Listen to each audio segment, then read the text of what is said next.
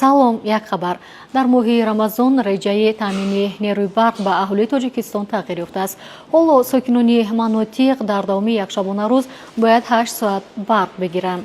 субҳ аз соати 3:30 то 7:30 ва шом бошад аз соати 17 то соати 21:30 дақиқа.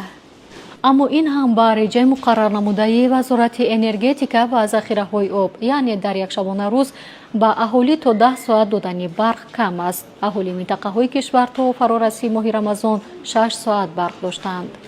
сабаби риоя нашудани реҷаи муқаррар кардаи вазорат ин сардии ҳаво будааст.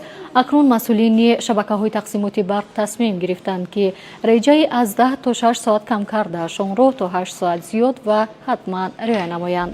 басаҳои алоқаи солона аз Z Mobile муфид, дастрас ва қулай. ба яке аз 4 баста аз Z Mobile Mini, Max Pro ва Ultra пайваст шав ва дар давоми сол аз алоқаи баландсифат ҳаловат баҳр. хабарҳои бештар дар Telegram канали Азия Плюс.